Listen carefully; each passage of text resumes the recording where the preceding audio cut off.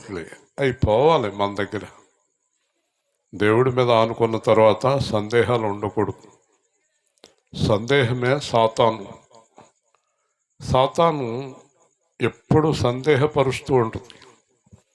విశ్వాసం ఉంచువారు కలవరపడరు అని బైబిల్ చెప్తుంది. కాబట్టి ఈ గృహం కష్టపడి కట్టుకున్నారు. విదేశాలకు వెళ్ళి అక్కడ చాకరీ చేసి, అక్కడ చాకరీ ఎలా ఉంటుందో నాకు బాగా తెలుసు. కష్టపడి మరి ఈ యొక్క గృహాన్ని నిర్మించుకున్నారు. దేవుడు బైబిల్ గ్రంథంలో అన్యాయార్జితము, కష్టార్జితము అని 2 మాటలు చెప్పాడు. కష్టపడి వచ్చిన సొమ్ము, అన్యాయంగా వచ్చిన సొమ్ము. అన్యాయంగా వచ్చిన దాన్ని దేవుడు శపిస్తున్నాడు, కష్టార్జితాన్ని దేవుడు ఆశీర్వదిస్తున్నాడు. ఈరోజు దేవుడు ఆశీర్వదించాడు అనడానికి కారణం ఈ కార్యక్రమం జరగడమే. దేవుని స్తోత్రం. వర్షం రేపటి నుంచి ఎడతెరిపి లేకుండా వస్తుంది. ఈరోజు ఆఫ్ చేశాడు సాయంత్రం దేవుడు. వారం రోజులు ఏకదాటిగా వర్షం కురిసే దినాలు ఇవి. అయినప్పటికీ దేవుణ్ణి బలంగా అడగటం జరిగింది. ఇంకొక మాట కూడా అడగటం జరిగింది. చాలా వేడిగా ఉంది, వేసవకాలం చాలా ఎక్కువగా ఉంది, చాలామంది చనిపోతున్నారు, చల్లబరచండి అని అడగటం కూడా జరిగింది. దేవుడు మరి వాతావరణం అన్నీ ఆయన చేతిలో ఉన్నాయని మనం నమ్మునట్లు చల్లబరిచాడు. పేపర్లో ఏమి రాశాడంటే, రోహిణి కార్తీ చల్లని కార్తీగా మార్చాడు దేవుడు. దేవుని స్తోత్రం. అలాగే జీవితాల్లో కూడా చాలా అద్భుతాలు చేస్తాడు. మీలో కొంతమంది జీవితాలు చూస్తున్నప్పుడు నాకు చాలా ఆందోళన కలుగుతుంది. పెళ్ళిళ్ళు చేసుకున్నారు, సరిగ్గా లేరు. పిల్లలు కన్నారు, సరిగ్గా లేరు. ఇళ్ళు కట్టుకున్నారు, సరిగ్గా లేరు. సరైనటువంటి మనశ్శాంతి, సమాధానం లేనటువంటి జీవితాలు. కారణం ఏంటంటే యేసు వారి హృదయంలో ప్రవేశించలేదు. హృదయం వద్ద తట్టుచున్నాను, తలుపు తీస్తే లోపలికి వస్తాను. ఎంత గొప్ప ఆకాశం భూమిని చేసిన సృష్టికర్త మన హృదయంలో ఉంటే ఏం కావాలి ఇంకా? హల్లెలూయా. అంతకన్నా భాగ్యం ఉందండి. ప్రేమామయుడా ఆరాధన, ప్రేమామయుడా ఆరాధన, కృపామయుడా కృపామయుడా నన్ను తెలిసిన వాడా ఆరాధన, నన్ను తెలిసిన వాడా ఎవరు విడచిన విడువని వాడా,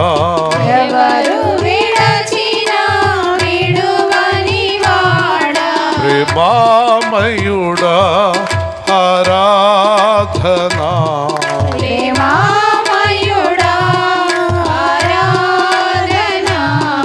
నన్ను కన్న తండ్రి ఆరాధన, నన్ను కన్న తండ్రి నాకై మరణించితివా ఆరాధన, నాకై మరణించితివా ప్రేమామయుడా ఆరాధన,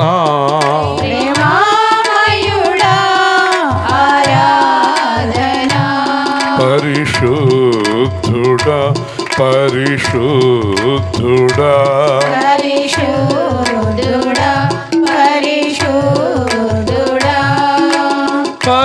పరిశుద్ధతలో దైవమా,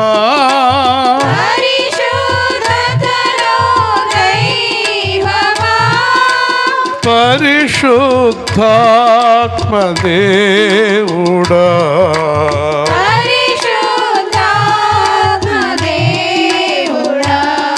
ప్రేమామయుడా ఆరాధనా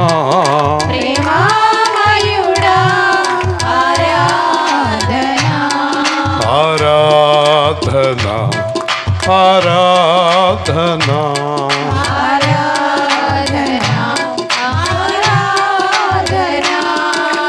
భూమి మీద పరలోకమందు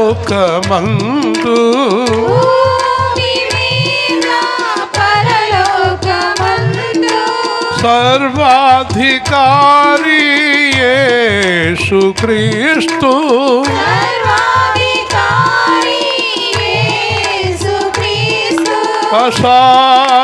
అసాధ్యమైనది ఏమున్నది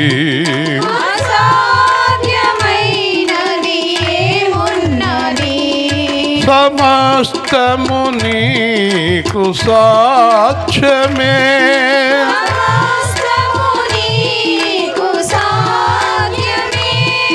ఆరాధనా ఆరాధనా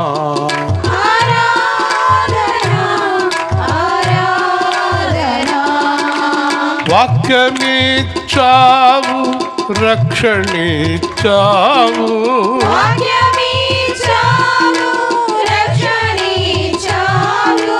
పరలోక రాజ్యములు నన్ను చేర్చుకున్నావు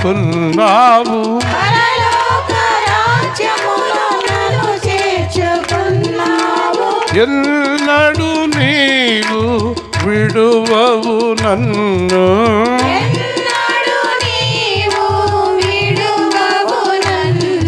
ఆరాధనా ఆరాధనా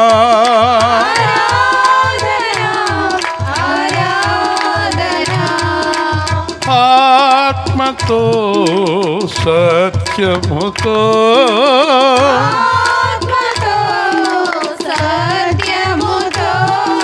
ఆరాధనా ఆరాధనా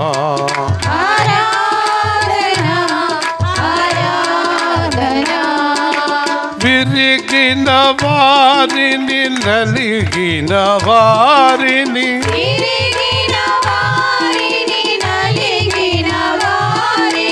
దయతో నీవు ఆశీర్వదించావు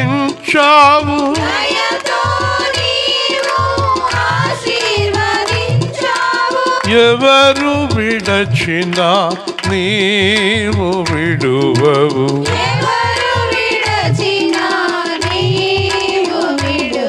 ప్రేమామయుడా ఆరాధనా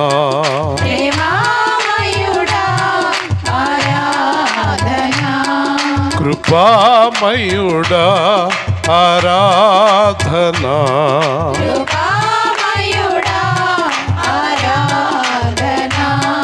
ఆరాధనా ఆరాధనా చెప్పండి ఆరాధనా ఆరాధనా ఆరాధనా ఆరాధనా ఆరాధనా ఆరాధనా ఆరాధనా ఆరాధనా. కూర్చుందాం.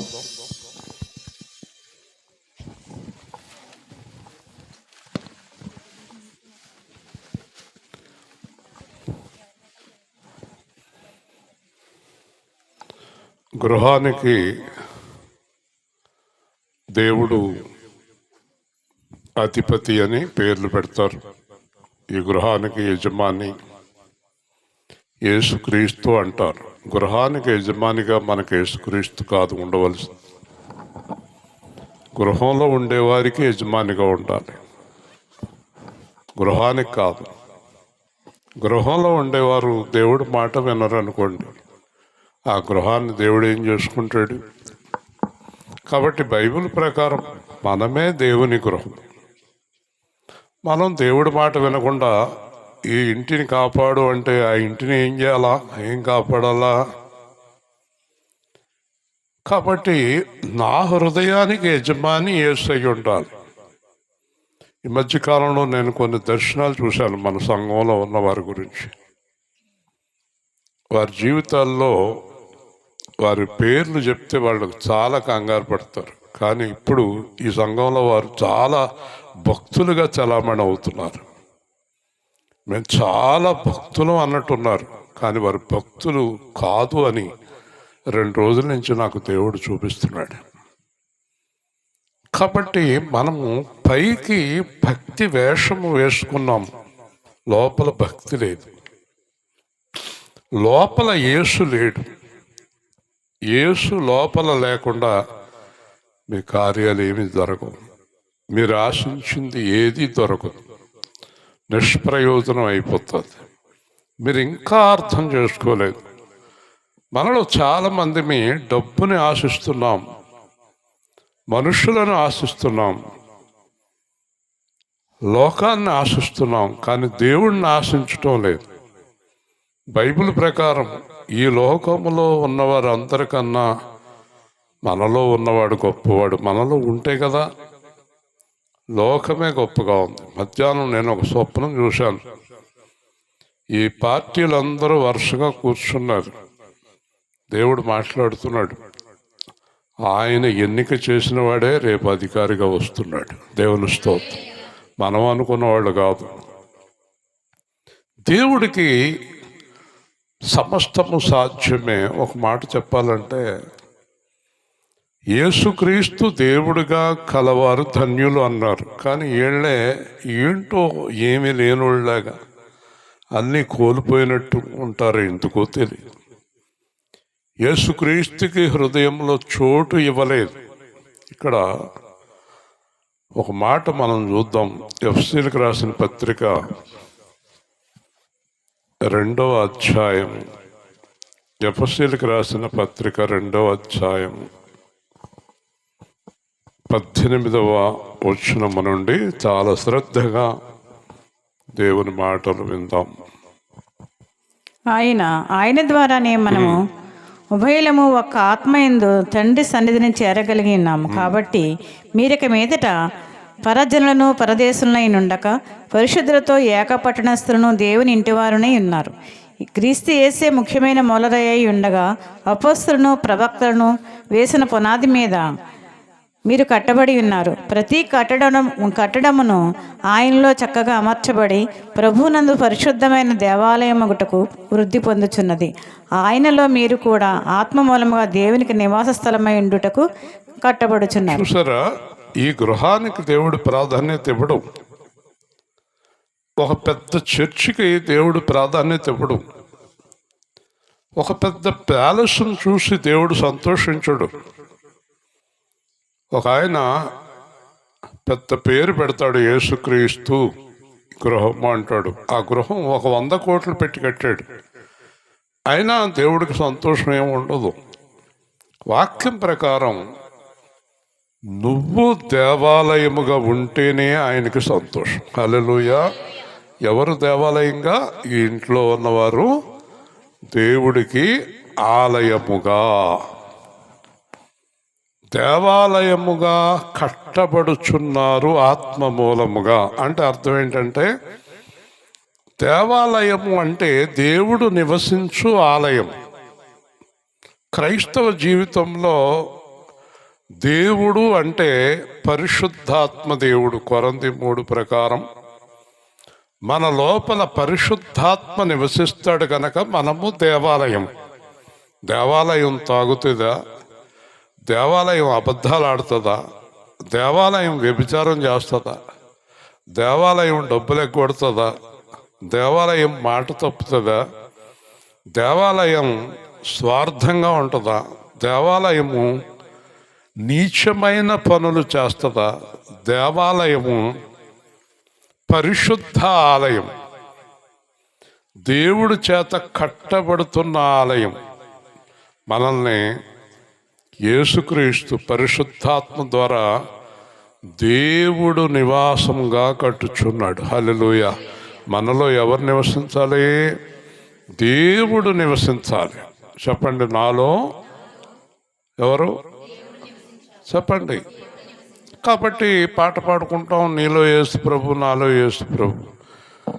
మరి ఇద్దరు యేసు ప్రభు పిల్లలు దెబ్బలాడుకుంటున్నారంటే ఆళ్ళల్లో యేసు ప్రభు, ఏళ్లలో యేసు ప్రభు కలిపి దెబ్బలాడుకుంటున్నారా? యేసు ప్రభు దెబ్బలాడతాడా అంటే ఇద్దరు దెబ్బలాడుకుంటున్నారంటే ఇద్దరిలో ఎవరు లేరు? యేసు ప్రభు లేడు. ఇద్దరు పాపం చేస్తున్నారంటే వాళ్ళిద్దరు ఎవరు లేరు? యేసు ప్రభు లేడు. ఇద్దరు తాగుబోతులంటే వాళ్ళలో యేసు ప్రభు లేడు. కాబట్టి ఇక్కడ వాక్యం ఏం చెప్తుందంటే ఆయన ద్వారానే ఒక్క ఆత్మయందు దేవుని సన్నిధికి చేరగలిగి ఉన్నాము. ఒక్క ఆత్మయందు దేవుడు మనందరినీ ఒక్క ఆత్మతోనే, గుర్తుపెట్టుకోండి, తండ్రి ఒక్కడే, కుమారుడు ఒక్కడే, పరిశుద్ధాత్మ ఒక్కడే, ముగ్గురు కలిపి మళ్ళీ ఒక్కడే. ఇప్పుడు మన ఇద్దరము ఒక్కటవ్వాలి అన్నాడు యేసు. అంటే వివాహ సందేశంలో చెప్తాం, ఇక మీదట వీళ్ళిద్దరూ కాదు ఒక్కటి అవ్వాలి. ఒక్కటి అవ్వాలంటే అర్థం ఏంటి? ఒక్కటి అవ్వాలంటే అర్థం ఏంటి? ఇద్దరి మనసు ఒక్కటవ్వాలి. హల్లెలూయా. ఇద్దరి మనసు కలిసి ఎవరితోటి ఏకమవ్వాలి? యేసుతోటి ఏకమవ్వాలి. అంటే ఇద్దరు యేసు ద్వారా కట్టబడ్డారు, ఇద్దరు యేసు ద్వారా ఒక్కటయ్యారు. ఇప్పుడు మనం యేసు ద్వారా దేవుడితోటి ఏకమయ్యాం. యేసు ప్రభు ఒక మాట చెప్పాడు, నేను ఒంటరిగా లేను. చెప్పండి, నేను ఒంటరిగా లేను, నాతో కూడా తండ్రి ఉన్నాడు. హల్లెలూయా. అదే మధ్యాహ్నం చెప్పాను, మాట్లాడేది నేను కాదు, నాలో నుండి యేసు మాట్లాడుతున్నాడు. యేసు మాట్లాడకపోతే ఈ రాత్రి కూటం జరగదు. కుమారుతో అన్నాడు, చూడలగా పొద్దున్నేంటి కంగారు పెట్టు నన్ను అన్నాడు. ఆ మాట నాదనుకోండి, ఇక్కడ వర్షం చోరిపోతల కింద ఉంటుంది, జరగదు. ఆ మాట నాది కాదు, దేవుడిది. ఇలాంటి ఎన్నో దృష్టాంతరాలు మనం సంఘంలో చూసాం. కాబట్టి ఈ గ్లోరీ గారి విషయంలో పొద్దున్న పరిగెత్తుకొచ్చింది నా దగ్గరికి వచ్చి, మా అబ్బాయి వచ్చాడండి అంది. సరే ఏంటమ్మా, మీ అబ్బాయి వచ్చాడు ఏంటి? మీరు అన్నారు కదండి, నువ్వు అలాగ జాగ్రత్తగా ఉండు, మీ అబ్బాయిని నేను ఇంటికి తీసుకొస్తాను అన్నారు కదండి, వచ్చాడండి. హల్లెలూయా చెప్పండి. చూసారా, మన మాట అయితే అది జరగదండి, దేవుని మాట అయితే అది జరుగుతుంది. కాబట్టి ఇప్పుడు మనందరము దేవాలయము, దేవుని ఆలయము. దేవుని ఆలయం అంటే పరిశుద్ధాలయము. మనము ఒక్కటిగా ఉన్నాము కాబట్టి జాగ్రత్తగా వినండి. 3 విషయాలు చెప్పి తొందరగా ముగిస్తాను. మీరిక మీదట పరజనులు పరదేశులు అయి ఉండక. చెప్పండి, పరజనులు పరదేశులు. పరజనులు పరదేశులు. ఇప్పుడు మన దేశం వేరు, మన పట్టణం వేరు, మన లోకం వేరు, మన రాజ్యం వేరు. వాళ్ళు వేరు, మనం వేరు, కానీ మనం అందరం ఒక్కటి, వాళ్ళు వేరు. ఇక మీదట మీరు పరజనులు పరదేశులనై ఉండక, బాగా గుర్తుపెట్టుకోండి, పరిశుద్ధులతో ఏకపట్టణస్థులు, దేవుని ఇంటివారు. హల్లెలూయా. చూసారా, ఇప్పుడు మన చుట్టాలు ఎవరు, మన స్నేహితులు ఎవరు, మన లోకం ఏది? మర్చిపోకండి ఈ మాటలు ఎప్పుడు కూడా. అమ్మా కాదు, నాన్న కాదు, మీ అమ్మ మీ నాన్న తర్వాత, నీ భర్త తర్వాత, నీ పిల్లల తర్వాత, నువ్వు దేవుని ఇంటికి సంబంధించిన వ్యక్తివి. హల్లెలూయా. దేవుని ఇంటివారు, దేవుని ఇంటివారు. గుర్తుపెట్టుకోండి. ఓకే, వెనక్కి వెళ్దాం. నా ఇల్లంతటిలోనే నమ్మకమైన వాడు అని ఎవరి గురించి చెప్పాడు? మోషే గురించి చెప్పాడు. ఏం చెప్పాడు? నా ఇల్లంతటిలో, అంటే దేవునికి ఒక ఇల్లు ఉందా లేదా? దేవుని ఇంటిలో నమ్మకమైన వాడు అంటే మోషే. అదే మాటలో దేవుని ఇంటి మీద నమ్మకమైన వాడు అంటే యేసు. చూసారా? ఇంటిలో మోషే, ఇంటిపైన యేసు. అది దేవుని గృహం. ఇప్పుడు మనలో చాలా మందికి ఇల్లు లేదు, అద్దెంట్లో ఉన్నారు అనుకుందాం. ఎవరైనా మనల్ని వచ్చి మీకు ఇల్లు లేదా అంటే, మాకు చాలా గొప్ప ఇల్లు ఉంది, హల్లెలూయా. మా ఇల్లు ఎక్కడుంది? పరలోకంలో ఉంది. ఇక్కడ ఏమంటాడంటే, పరిశుద్ధులతో ఏకపట్టణస్థులు. ఇప్పుడు మనం ఎవరితో కలిసి ఉన్నామో తెలుసా? మనం ఎవరితోటి ఉన్నామో తెలుసా? అబ్రహాంతో ఉన్నాం, ఇస్సాకుతో ఉన్నాం, ఇశ్రాయేలుతో ఉన్నాం, దావీదుతో ఉన్నాం, పౌలుతో ఉన్నాం, పేతురుతో ఉన్నాం. ఇప్పుడు మనం వాళ్ళతో ఉన్నాం, వీళ్ళతో లేము, లోకముతో లేము. మనం లోకానికి మనకు సంబంధం లేదు. అస్తమానం నీకు ఒకే దాని గురించి ఆలోచన అనుకో, అది నీకు దూరం అయిపోతుంది. ఉదాహరణకి ఎప్పుడు డబ్బు గురించే ఆలోచిస్తున్నావు అనుకో, నువ్వు దేవుడి ఇంటికి సంబంధించిన దానివి కాదు. ఎప్పుడు చుట్టాల గురించి, లోకం గురించి ఆలోచిస్తే నువ్వు దేవుని ఇంటికి సంబంధించిన వాడివి కాదు. ఎప్పుడు నేను అని ఆలోచిస్తున్నావు అంటే నీకు దేవుడి ఇంటికి నీకు సంబంధం లేదు. ఓకే, ఒక మాట అడుగుతాను, చెప్పండి. దేవుని ఇంటికి యజమాని ఎవరు? తెలీదా? దేవుడి ఇంటికి యజమాని ఎవరు? యేసా. దేవుడి ఇంటికి యజమాని ఎవరు? చెప్పాలి తొందరగా. దేవుడి ఇంటికి యజమాని ఎవరు? దేవుడే. ఎంత అయోమయం వాళ్ళు మీరు! ఎలాగా నాకేం అర్థం అవుతలేదు. నేను ఎవరి మాట చెప్తున్నాను? దేవుడి ఇంటికి యజమాని ఎవరంటే ఎవరు? ఆ మాత్రం తెలియదా? ఎర్రి మొఖాలు వేసుకుని ఆవదం తాగిన మొఖాల్లో పెట్టుకుని, ఆవదం తాగిన వాళ్ళ మొఖం ఎలా ఉంటుంది? అంటారు. దేవుడి ఇంటికి యజమాని ఎవరు? దేవుడి ఇంటికి యజమాని ఎవడన్నా ఉంటాడా? ఎవరు? దేవుడే. చెప్పండి, దేవుడి ఇంటికి యజమాని ఎవరు? ఇప్పుడు మనం ఎవరింట్లో ఉన్నాం? నోరు తెరవాలి. ఎవరింట్లో? సుబ్బరాజు గారి ఇంట్లోనా? అప్పారావు ఇంట్లోనా? గుడితోళ్ళ ఇంట్లోనా? చిట్టూరోళ్ళ ఇంట్లోనా? ఎవరింట్లో? మళ్ళీ చెప్పండి. దేవుడి ఇంట్లో వాళ్ళకి కరువు వచ్చిందంటే వాళ్ళ దేవుడి ఇంట్లో ఉన్నట్ట? దేవుడి ఇంట్లో ఉన్న వాళ్ళకి కరువు వస్తుందా? అంటే దేవుడు చోట, దేవుడు పోషించలేడా? ఇప్పుడు అర్థమైంది మీకు? మన యజమాని ఎవరు? దేవుడు. మన యజమాని దేవుడు. దేవుని ఇంటి వారము. చాలా ముఖ్యమైన మాట గుర్తుపెట్టుకోండి.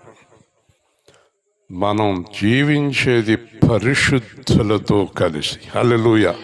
అంటే పాపాత్ములతో కలిసి జీవించడం. దేవుని ఇంట్లో ఎవరు ఉంటారు? గట్టిగా చెప్పాలి. ఇప్పుడు నువ్వు ఎవరితో ఉన్నావు? నువ్వు పరిశుద్ధంగా ఉంటేనే పరిశుద్ధులతో ఉన్నావు. దేవుని ఇంటిలో పరిశుద్ధులుగా మనం జీవిస్తున్నప్పుడు లోటు కలగటం ఏంటి?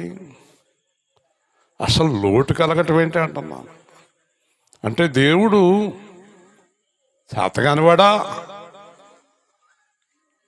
అర్థమైంది మీకు ఇప్పుడు? నా యజమాని దేవుడు, నా ఇంటి యజమాని దేవుడు. మళ్ళీ ఇల్లు అనేటప్పటికి ఈ ఈ బిల్డింగుల్లోకి రాకండి, యెహోషువ దగ్గరికి వెళ్ళండి. ఏమన్నాడు? నేను నా ఇంటి వారు యెహోవాను సేవింతు. మళ్ళీ చెప్పండి. ఇప్పుడు చెప్పండి, యెహోషువ ఇంటిలో ఉన్న వారందరికీ యజమాని ఎవరు? నోరు తెరవండి. అర్థమైంది? మీ ఇంట్లో ఉన్నవారు అందరూ దేవుడిని ఆరాధిస్తున్నారా? మీ ఇంట్లో ఉన్నవారందరూ దేవుడితోటే ఉన్నారా? దేవుడి మీద ఆధారపడ్డారా? నీ సన్నిధి నా పెన్నిధి దేవా, నీ సన్నిధి నా పెన్నిధి దేవా, పరుగున వచ్చా నిన్ను చూడాలని, పరుగున వచ్చా నిన్ను చూడాలని, స్వరం వినాలని, స్వరం వినాలని, స్వరం వినాలని, స్వరం వినాలని. రాజా యేసు రాజా, రాజా యేసు రాజా, ఒక కోటి ఐశ్వర్యం నన్ను వెదకి వచ్చినను నీకది సమమౌనా, సంపద సిరి సంపద యేసయ్యా నిన్ను గూర్చిన తలంపులే నాకు, తలంపులే నాకు, నీ సన్నిధే నా పెన్నిధి దేవా, నీ సన్నిధే నా పెన్నిధి దేవా. నా పాపం తొలగింప మోషావశులు, మహోన్నతం నీ ప్రేమ, చల్లని గాలి కలువరి చల్లని గాలి ఆవరించుమా, ఆదుకునుమా, పాలించుమా, పాలించుమా, నీ సన్నిధి నా పెన్నిధి దేవా, నీ సన్నిధే నా పెన్నిధి దేవా. ఎన్నెన్నో మనోహర దృశ్యాలు చూచినను అంతా మాయే కదా, జలమా జీవ జలమా నీ నదిలో అనుదినం నన్ను ముంచుమా, నన్ను ముంచుమా, నీ సన్నిధే నా పెన్నిధి దేవా, నీ సన్నిధే నా పెన్నిధి దేవా. 10,000 మంది దండెత్తి వచ్చినను నీ కృప విడువదయ్యా, బలమా ఆత్మ బలమా నీ కుడి హస్తం నిత్యము నాకు తోడుండునే, తోడుండునే, నీ సన్నిధి నా పెన్నిధి దేవా, నీ సన్నిధే నా పెన్నిధి దేవా. అపవాది అగ్ని వంటి బాణాలు మాపైకి బలముగా విసిరినను, ఖడ్గమా వాక్య ఖడ్గమా సర్వాంగ కవచము దయచేయుమా, సర్వాంగ కవచమును దయచేయుమా. ఆత్మ నాలో నివసిస్తుంది, నేను దేవునికి గృహము. చెప్పండి, నేను దేవునికి. ఓకే, గృహములో ఉన్న ఆత్మ ఎలా ఉంటే సంతోషిస్తాడు? చెప్పండి. ఇప్పుడుగా చెప్పాను గట్టిగా.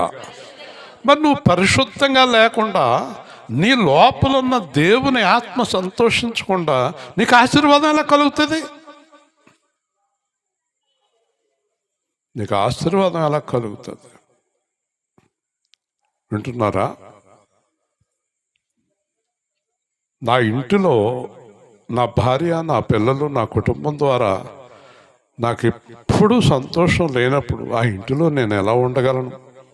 కొంతకాలానికి ఆ ఇల్లు విడిచి వెళ్ళగలను. చాలామంది జీవితాల్లో సంతోషం లేనప్పుడు ఎంతకాలం ఉండగలుగుతారండి? ఉండలేరు. అలాగే మన లోపల ఉన్న యేసుకి మన ప్రవర్తన చిచ్చి చిచ్చి చిచ్చి పొద్దున లెగుతాడు సందాల దాకా అబద్ధాలు, వీడిలో నేను ఉంటాను. పాపం చేస్తాడు, పాపం చేస్తుంది, అబద్ధాలు ఆడుతుంది, మోసం చేస్తుంది, అందరిని ఏడిపిస్తుంది, అత్తగారిని ఏడిపిస్తుంది, కోడల్ని ఏడిపిస్తుంది, పిల్లల్ని హింసిస్తుంది. దీని ఇంటిలో నేను ఉండను, ఇతని ఇంటిలో నేను ఉండను. వాడు పాస్టర్ అవనే, వాడు బాబు అవనే. నీ లోపల ఉన్నటువంటి యేసు సంతోషించకుండా నీకు సంతోషం కలగదు. హల్లెలూయా. ఒకవేళ నా లోపల ఉన్న యేసుని నేను సంతోషపరిస్తే నా జీవితం అంతా సంతోషంగానే ఉంటుంది. ఎప్పటిదాకా?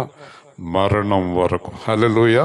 నువ్వు లోపల ఉన్న యేసుని సంతోష పెడతాం మానేసి బయట ఉన్న మనుషులను సంతోషపెట్టే ప్రయత్నం చేస్తావు. ఎప్పుడు నీ ప్రయత్నం అదే. ఆయనకి ఎలా ఉంటే సంతోషం, ఈవిడికి ఎలా ఉంటే సంతోషం, మా అబ్బాయికి ఎలా ఉంటే సంతోషం, మా చుట్టాలకి ఎలా ఉంటే సంతోషం, మా మేనత్తకి ఎలా ఉంటే సంతోషం. అందుకే నీ జీవితంలో సంతోషం, సమాధానం లేదు. మొదట నీ హృదయంలో ఉన్న దేవుణ్ణి నువ్వు సంతోషపెడితే నీ జీవితకాలం అంతా సమాధానమే. హల్లెలూయా. నీ హృదయంలో ఉన్న దేవుణ్ణి సంతోష పెట్టాలంటే దేవుని ఇంటి వారై ఉన్నారు. ఇంకోటి, క్రీస్తు వేసే ముఖ్యమైన మూలరాయి, పునాది యేసు, పునాది వాక్యం. మన జీవితానికి పునాది వాక్యం, పునాది యేసు. అపోస్తలులు, ప్రవక్తలు వేసిన పునాది మీద మీరు కట్టబడి ఉన్నారు. మొట్టమొదట శంకుస్థాపనలో పునాది రాయి వేస్తారు, తర్వాత ఒక్కో ఇటుక పేర్చుకుంటూ వెళ్తారు. పునాది అయిపోయిన తర్వాత బిల్డింగ్ కడతారు. ఇంకా బిల్డింగ్ ఎన్ని అంతస్తులైనా కట్టుకోవచ్చు. మొదటి రాయి మన జీవితంలో రాయి. సమూయేలు లేకు, కూర్చో, దేవుడి మాటలను.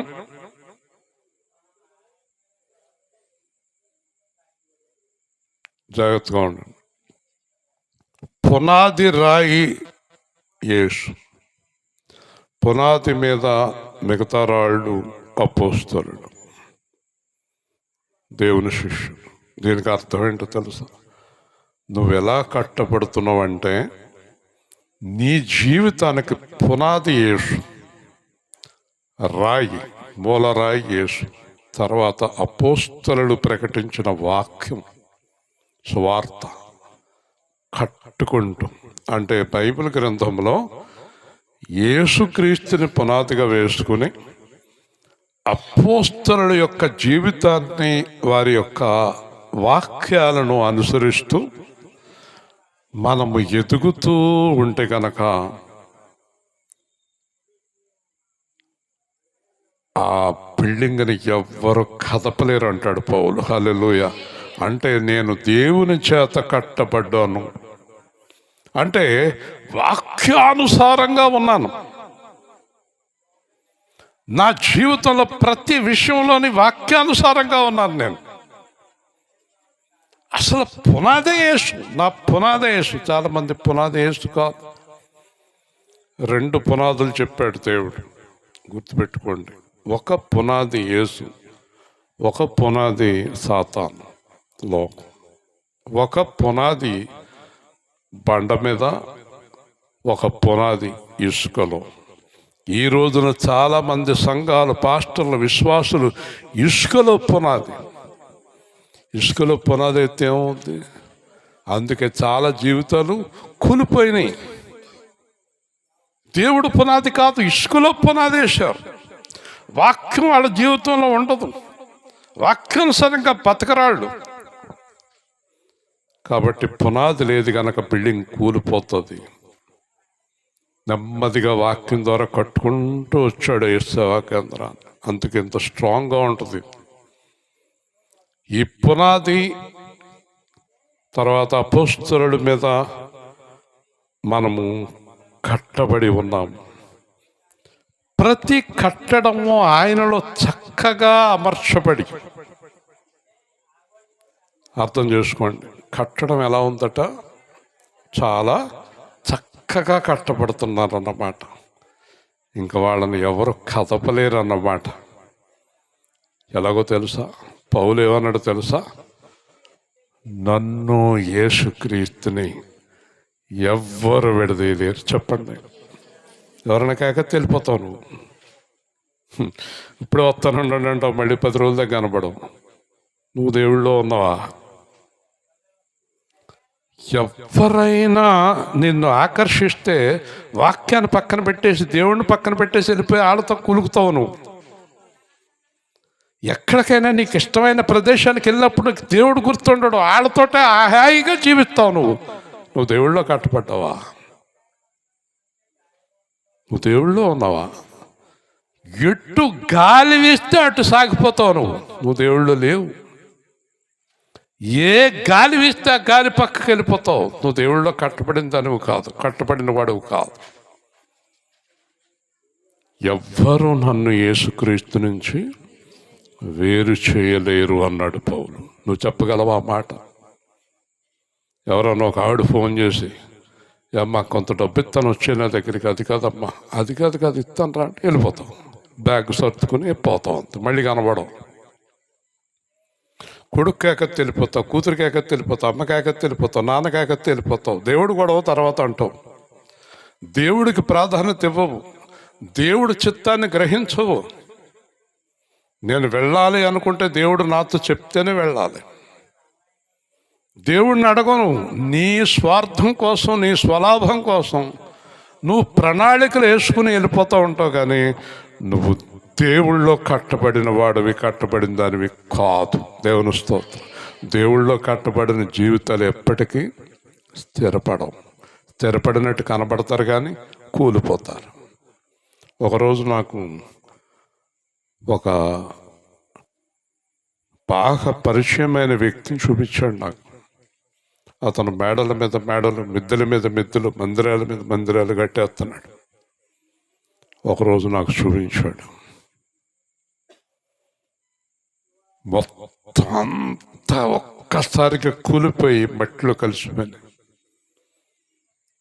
అతనికి మాట చెప్తే ఏమైపోతాడో అనుకుని నేను చెప్పలేదు, ప్రార్థన చేస్తున్నాను. అతను మొత్తం శిథిలం అయిపోయాడు. నాకు చాలా దర్శనాలు దేవుడు చూపిస్తూ ఉంటాడు. ప్రార్థన చేస్తాను, వాళ్ళతో చెప్తే కంగారు పడిపోతారు.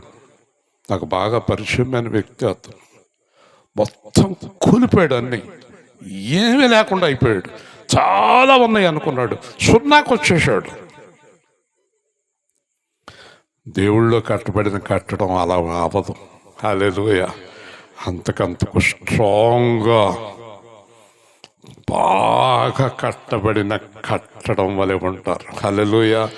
దేవుని పునాది పడిపోవటం అనేది జరగదు. పడిపోయిన వాళ్ళందరూ ఎవరో దేవుడు పునాది చేత కట్టబడిన వారు కారు. వారు వాక్యమునకు అవిధేయులై తొట్టిల్లుచున్నారు అన్నాడు. హల్లెలూయా. వాళ్ళ వాక్యాన్ని తీసుకోరు.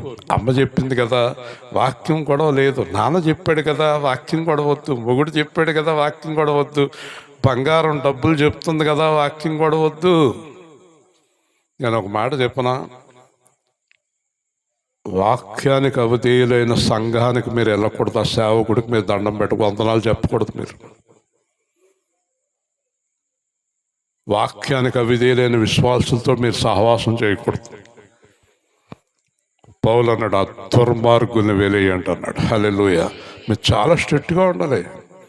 ఏదో సంఘానికి వెళ్ళి నాకు కానుకుంది దాంట్లో పడేసి వచ్చేస్తాం కాదు. ఎక్కడికో చోటుకి వెళ్ళి దండం పెట్టుకుని ప్రార్థన చేసుకు వచ్చేస్తాం కాదు. ఏమన్నా గుడా, విగ్రహాల, చర్చులు? ఇక్కడ అక్కడ ఎక్కడో చోట పడేసి వచ్చేస్తావా? ఎక్కడో చోట ప్రార్థన వినేసి వచ్చేస్తావా? ఎక్కడో చోట వాక్యం వేసి వచ్చేస్తావా? కట్టబడిన ఆలయం. హల్లెలూయా. ఎవరి చేత? దేవుని చేత. చూసారా, చక్కగా అమర్చబడి. మర్చిపోకండి, ప్రభువునందు పరిశుద్ధమైన దేవాలయమగుటకు వృద్ధి పొందుచున్నది. జాగ్రత్తగా వినాలి. ఈ దేవాలయం ఏమవుతుందంట? పరిశుద్ధమైన ఆలయముగా, వింటున్నారా, నెమ్మదిగా ఎదుగుతూ ఉన్నది. హల్లెలూయా. ఈ దేవాలయం ఇక్కడ బాగా నిర్మించబడి ఒకరోజు ఆ పరలోకం చేరుకుంటుంది దేవాలయం. హల్లెలూయా.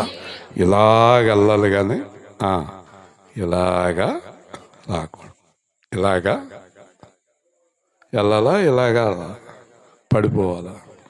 సరే, వింటున్నారా? నువ్వు రోజు రోజుకి దేవుళ్ళో బలంగా ఎదగాలి. అది బలమైన కట్టడం. అది దేవుడి ఉద్దేశం. దేవుడి ఉద్దేశం అది. దేవుని ఆలయమాయనే, ప్రజ్వలించు దీపం బాయనే. దేవుని ఆలయమాయనే,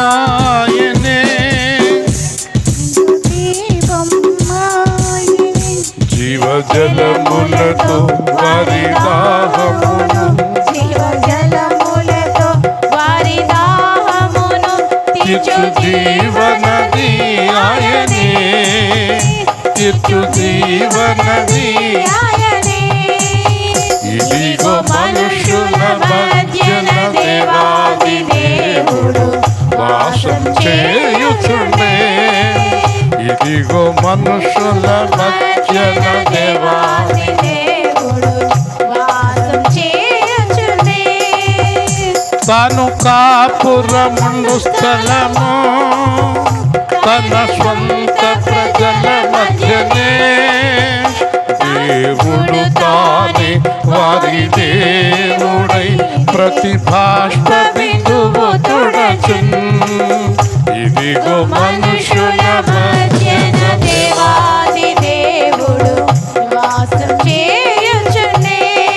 పూర్ణ మహిమతో నిండినది మహాపరిశుద్ధ స్థలమదియే. స్తుతులతో నిల్లప్పుడు గుమ్మములో నా పాదము నిలిపెదను. ఇదిగో మనుషుల మధ్యన దేవాది దేవుడు వాసం చేయుచుండే. నాకు ఒక సంఘటన గుర్తుకొస్తుంది. 150,000 మంది విశ్వాసులు ఉన్న అమెరికాలో ఒక సంఘానికి పాస్టర్ గారు, దేవుడు ఆయన, ఆ 150,000 మంది వెళ్తారు ఆ సంఘానికి. ఎక్కడ చూసినా ఆయన ఫోటోలు, ఆయన గొప్పలు. సరే, ఒకసారి ఒక వేరే దేశం నుంచి ఒక పెద్ద ఆయన ఆ అమెరికా దేశానికి అధికారిగా వచ్చాడు. వచ్చిన తర్వాత అందరిని అడిగాడు, ఇక్కడ మంచి చర్చి ఉందంటే. అయ్యి బాబోయ్, చర్చ్ అంటే మాట్లాడండి, 150,000 మంది, మీకు సీటు కూడా ఉండదు, అలాంటి చర్చి ఉందని చెప్తే ఓహో అని వెళ్ళారు. వెళ్ళిన తర్వాత ఆయన వెళ్ళి కూర్చుంటే ఆయన చూసిన వాళ్ళందరూ కూడా ఎదరికి జరిగి సీట్ ఇచ్చారు. ఆయన మంచి హుందాగా ఉన్నాడు, మనిషి చాలా పద్ధతిగా ఉన్నాడు. ఉన్న తర్వాత ఆయన కూర్చున్నాక ఈయన ఆరాధన ప్రారంభించాడు. దైవజనుడు అందరూ ఊగిపోతున్నారు, తప్పట్లు కొట్టేస్తున్నారు, కేకలేసేస్తున్నారు, ఏళ్ళేసేస్తున్నారు. ఈయన కదలకుండా అలాగే కూర్చున్నాడు. ఇంత ఆరాధనలోనే ఆయన వంక చూస్తున్నాడు. కొత్తగా వచ్చాడు కానీ మనిషి చాలా పద్ధతిగా ఉన్నాడు. ఆయన కదలిక లేదు అనుకున్నాడు. ఆరాధన అయిపోయింది. కూర్చున్నాక వాక్యం ప్రారంభించాడు. వాక్యం ప్రారంభించిన తర్వాత మధ్య మధ్యలో ఆయన వంక చూస్తున్నాడు. ఆయన ముఖంలో ఏ భావము కనబడతలేదు. అంతా అయిపోయాక ఆయన ఉండమనండి అని చెప్పాడు. ఆయన ఆగాడు. ఆయన దగ్గరికి వెళ్ళాడు. మీరు ఎవరండి? నేను ఇలా ఇంగ్లాండ్ నుంచి వచ్చాను, ఇలా పనిచేస్తున్నాను. మీరు ఆరాధనలో కానీ వాక్యంలో కానీ ఎక్కడా కదలలేదేంటన్నాడు. అంత కదిలేంత సంతోషం నీ వాక్యంలో, నీ ఆరాధనలో నాకు కనబడలేదు అన్నాడు. అయితే వచ్చే వారం వస్తారా? వస్తాను, నేను ఇక్కడిగా వస్తాను అన్నాడు. మళ్ళీ వారం వచ్చాడు, మళ్ళీ వచ్చాడు. ఎన్నిసార్లు వచ్చినా ఆయనకి స్పందన లేదన్నాడు. ఈయన ఎలాగైనా ఆయనకి స్పందన కలగజేయాలని ఒక పిచ్చోళ్ళగా అయిపోయాడు. 4-5 నెలలు అయ్యేటప్పటికి మతి లేనివాడుగా అయిపోయాడు. కానీ అతని ముఖంలో సంతోషం మాత్రం చూడలేకపోతున్నాడు. ఈ లోపల 150,000 మంది ఒక్కొక్కళ్ళు ఖాళీ చేసేస్తాం మొదలెట్టారు.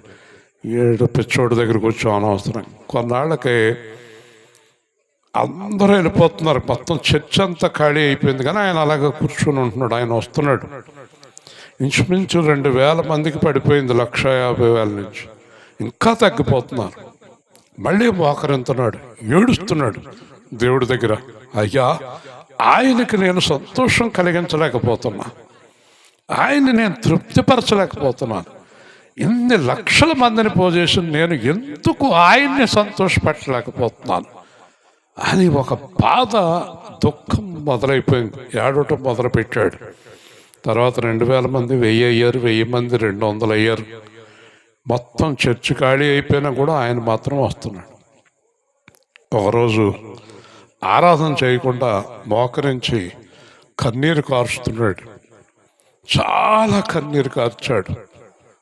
తర్వాత 1 గంట సేపు కన్నీరు కారుస్తూ ప్రార్థన చేసి లేచి చూస్తే ఆయన ఉన్నాడు, ఇంకొక 40 మంది ఉన్నారు. మొత్తం ఖాళీ చర్చి. తర్వాత వాక్యం చెప్పాడు. వాక్యం చెప్పిన తర్వాత ఆయన ముఖంలో చిరునవ్వు చూశాడు. ఆయన ముఖంలో ఆనందాన్ని చూశాడు. అప్పుడు గబగబా ఆయన దగ్గరికి పరిగెత్తుకెళ్ళాడు. ఆయన అన్నాడు, ఈ రోజున నువ్వు దేవుణ్ణి తృప్తిపరిచావు అన్నాడు. హల్లెలూయా. ఈరోజే నువ్వు దేవుణ్ణి తృప్తిపరిచావు. ఈరోజే నేను నీ వాక్యాన్ని సంతోషిస్తున్నాను. ఈరోజే నీ ఆరాధన నిజమైన ఆరాధన. కేకలు బొబ్బలు పిచ్చ కేకలు కాదు, పిచ్చి మాటలు కాదు. ఈరోజు నీలో దేవుడు నివసిస్తున్నాడు. ఈరోజు నీలో పరిశుద్ధాత్మ నివసిస్తున్నాడు. ఈ రోజున నేను చాలా సంతోషిస్తున్నాను. నిజంగా నిజమైన సేవకుడు అయ్యావు నువ్వు. కాబట్టి వచ్చిన వాళ్ళందరూ ఎవరు అర్థమైందా నీకు?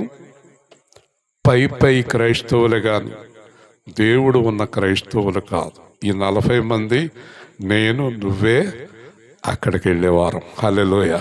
వీళ్ళంతా డూప్లికేట్ సరుకు, దొంగ సరుకు.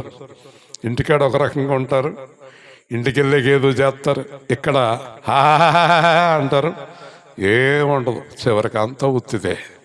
ఇలాంటి నాటకాల వాళ్ళు ఆ అమ్మాయికి నవ్వు వచ్చేస్తుంది. ఎవరికి అర్థం అవ్వలేదు కానీ అమ్మాయికి అర్థమైంది. దేవుని స్తోత్రం. కాబట్టి ఈ నాటకాల వాళ్ళు మనకు వద్దండి. 10 మంది ఉన్నా 20 మంది ఉన్నా దేవాలయంగా ఉండాలి. హల్లెలూయా. తర్వాత వారం ఇంకేం చాలా సంతోషంగా ఆరాధన చేస్తూ, ఆరాధన అయిపోయింది, చూశాడు ఆయన లేడు. ఏంటి, ఆయన నాళ్ళ నుంచి వచ్చిన ఆయన లేడేంటి అని. సరే, వాక్యం అయిపోయింది. ఇంటికి వెళ్ళి మోకరించి ప్రార్థన చేస్తున్నాడు. అప్పుడు ఆయన కనిపించాడు. ప్రార్థనలో కనిపించి అంటున్నాడు, నేనే ఆయన. హల్లెలూయా. నేనే ఆయన. ఆయనలో ఉండి వచ్చాను. ఆయన రూపంలో నేను నీ దగ్గరికి వచ్చాను. ఎందుకు వచ్చానో తెలుసా? నిన్ను నేను ప్రేమిస్తున్నాను. హల్లెలూయా. అంచేత ఒకళ్ళని దేవాలయంగా చేసుకోవటానికి దేవుడు చాలా కష్టపడతాడు. అంచేత మనం చాలా ధన్యులం. యేసు సేవా కేంద్రం చాలా ధన్యులు. ఎందుకంటే నన్ను దేవాలయంగా చేసుకోవటానికి యేసు ప్రభు ఎంత కష్టపడ్డాడో మిమ్మల్ని దేవాలయంగా చేసుకోవటానికి దేవుడు ఎంత కష్టపడుతున్నాడు. కాబట్టి ఇక్కడ పరిశుద్ధమైన దేవాలయం నాకు వృద్ధి పొందుచున్నది. ఆయనలో మీరు కూడా ఆత్మ మూలముగా, మర్చిపోకండి, దేవునికి నివాస స్థలముగా కట్టబడుచున్నారు. హల్లెలూయా. మన లోపల ఎవరు నివసించాలి? నోరు తెరవాలి. ఎవరు నివసించాలి? ఎవరు కడుతున్నారు? పరిశుద్ధాత్మ కడుతున్నాడు. ఎవరు నివసించాలని? దేవుడు నివసించాలి. దేవాలయముగా ఉండాలి. ఈ ఇల్లు దేవుడిదంటే సరిపోదు, ఇంట్లో వారందరూ దేవాలయంగా ఉండాలి. యేసు సేవా కేంద్రం అని పెద్ద పేరు పెట్టుకుంటే సరిపోదు. యేసు సేవా కేంద్రంలో ఉండేవారందరిలో యేసు ఉండాలి. హల్లెలూయా. దేవుడు నివసించాలి మన లోపల. మరి కుమారి మరదల్ని రక్షించుకుంది, తమ్ముడిని కూడా రక్షించుకోవాలి, ఇంకా అనేక మంది బంధువులు రక్షించుకోవాలి. నేను ఎప్పుడు మాట ఇచ్చిన అమ్మాయికి పరలోకంలో నీకు స్థానం కల్పిస్తున్నాను, కాపాడుకో. కుమారి లోకాన్ని చూడకూడదు, వాళ్ళేమంటున్నారో వీళ్ళేమంటున్నారో పట్టించుకోకూడదు. దేవుని చిత్తాన్ని గ్రహించాలి. మనము చెయ్యగలిగింది సున్నా, ఆయన చేయగలిగింది ఏదైనా. హల్లెలూయా. నా వల్ల ఏదీ కాదు, ఆయన వల్ల అవుతుంది. ఆయన నా జీవితంలో కార్యం జరగాలంటే, విన్నారు కదా, నా జీవితంలో దేవుని కార్యం జరగాలంటే నేను ఎలా ఉండాలి? గట్టిగా చెప్పండి. ప్రార్థన ప్రార్థన వాక్యము గానము. ప్రార్థన ప్రార్థన వాక్యము గానము. ప్రేమయు త్యాగము జీవము ఇదియే. దేవాలయం పరిశుద్ధాలయం సకల పాపులను పరిశుద్ధులను చేయు దేవాలయం. ధర్మమనడి గుమ్మము సత్యమనడి కిటికీలు. త్యాగమనడి గోడలు ధైర్యమనడి పైకప్పు. అందాలయం ఇది ప్రేమాలయం. దేవాలయం పరిశుద్ధాలయం సకల పాపులను పరిశుద్ధులను చేయు దేవాలయం. నా మందిరము చూడు సకల జనములకు. ప్రార్థనా మందిరం దొంగల గుహ కాదు అని యేసు ప్రభువు, అని యేసు ప్రభువు. దేవుని స్తోత్రం. 20 సంవత్సరాల కింద రాయించాడు ఈ పాట. నేను దేవాలయం. మీలో ఎవరైనా దేవుడికి వ్యతిరేకంగా దేవాలయంగా లేని వారందరూ ఈరోజు మారిపోండి. కుమారి మరదలు అందరూ దేవాలయంగా ఉండాలి. అప్పుడు అన్నీ ఆశీర్వదించబడతాయి.